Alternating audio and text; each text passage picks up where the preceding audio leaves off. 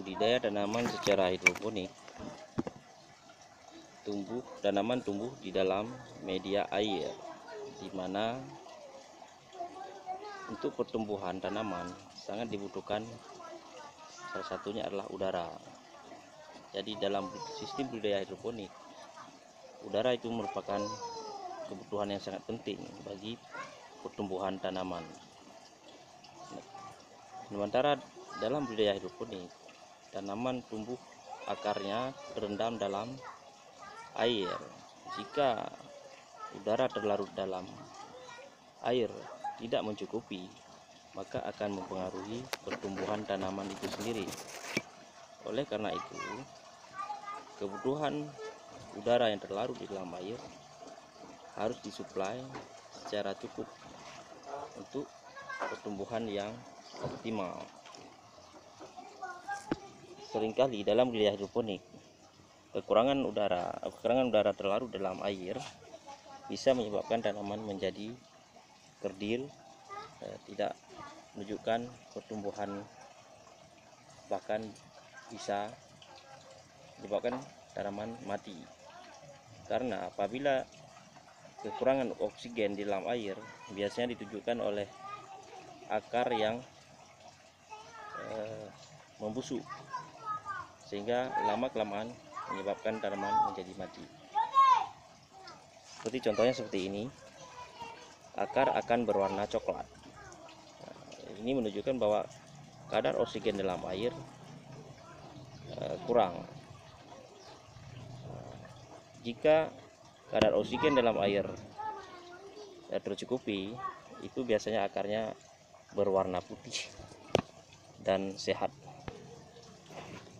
Oleh karena perlu dipikirkan cara mensuplai udara ke dalam air.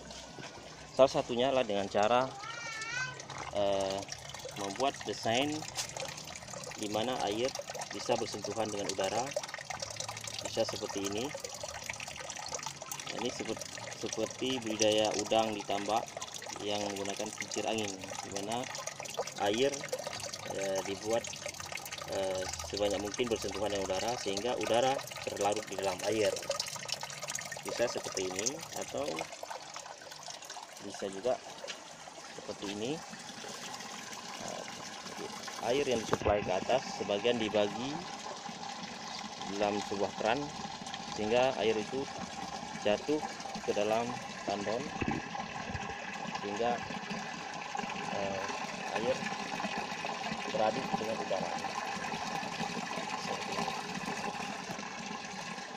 Bisa Anda bayangkan, tanaman tomat yang kekurangan udara, dia pada siang hari akan mengalami layu seperti ini.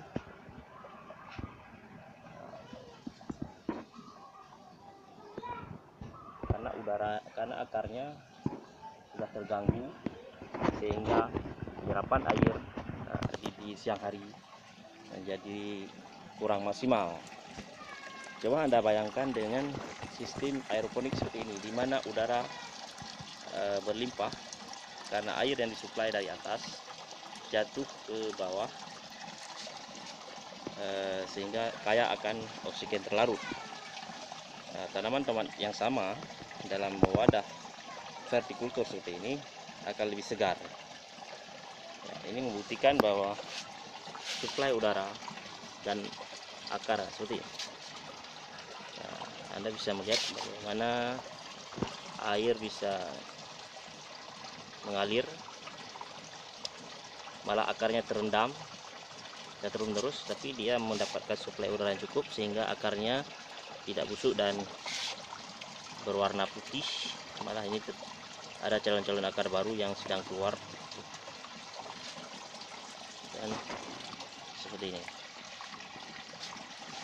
Apalagi tandon yang tertutup seperti ini juga ada percikan air di dalamnya, sehingga udara juga teraduk dengan udara.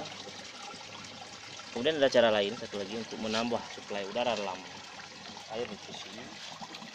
Bisa dibuat seperti ini.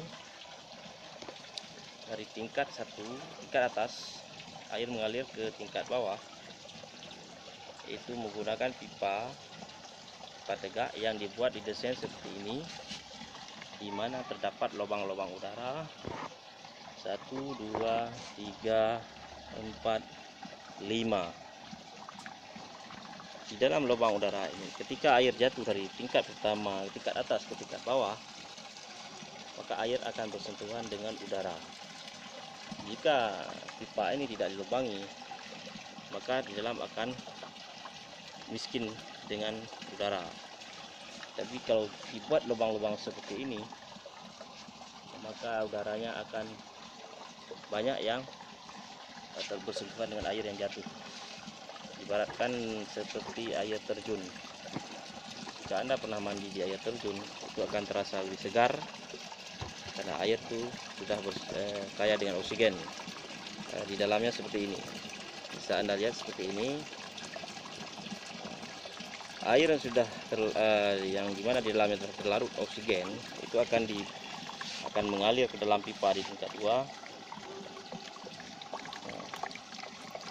Seperti ini. Yang kaya oksigen akan mengalir mensuplai ke semua pipa ini sebanyak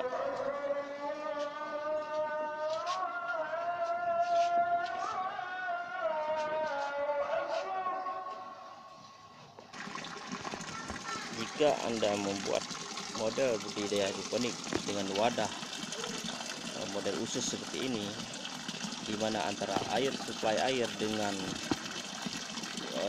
berakhirnya air di dalam pipa, antara awal dengan ujung itu menempuh perjalanan sangat jauh. Jika seperti ini ada pipa 6 pipa, di mana satu batang pipa itu jaraknya 2 meter, seperti 2 kali 6 ada 12 meter yang harus ditempuh air dari awal masuk air sampai keluar, itu membutuhkan jarak 12 meter. Itu merupakan jarak yang jauh, sehingga suplai udara itu tidak merata pada setiap pipa. Oleh karena itu, Anda bisa juga membuat lubang-lubang kecil di ujung-ujung pipa. Ini bisa membantu supaya udara yang dalam pipa-pipa tersebut tidak pengap, atau pertukaran udaranya bisa berlangsung lebih lancar seperti ini. Anda juga bisa menambahkan aerator udara, suplai udara melalui mesin penghasil udara di aerator. Selang-selangnya bisa dimasukkan ke ujung-ujung daripada pipa ini, atau bisa juga beberapa tempat dikosongkan, jangan diisi dengan net port, supaya pertukaran udara luar dengan dalam ini berlangsung lancar. Bisa dilihat di sini, tanaman yang di sebelah air yang pertama masuk itu akan lebih segar dibandingkan dengan tanaman yang ujung pipa yang keluar dari sini. Bisa dibandingkan dengan seperti di sebelah sini.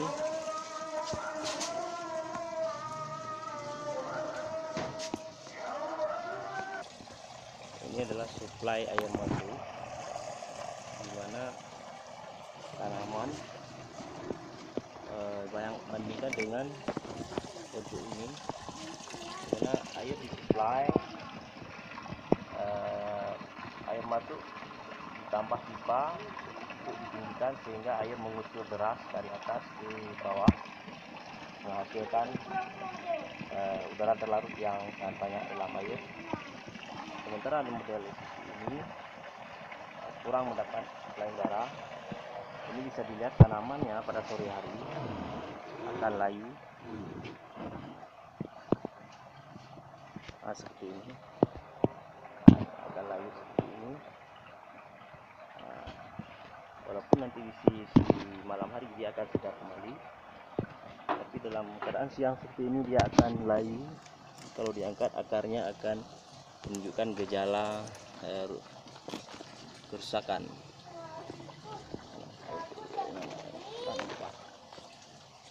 Nah, ada sebagian akar yang sudah busuk sehingga akar tidak bekerja semaksimal menyerap air untuk digunakan dalam proses fotosintesis, sehingga menyebabkan tanaman sawi ini layu pada siang hari. Demikianlah cara membuat supaya suplai udara dalam budidaya tanaman hidroponik terpenuhi dengan baik. Ini hanya secuil saja, atau hanya teknik sederhana saja. Sementara yang lebih maksimal itu memang kalau kita menggunakan alat pensuplai udara seperti aerator, itu akan lebih bagus. Demikian, terima kasih.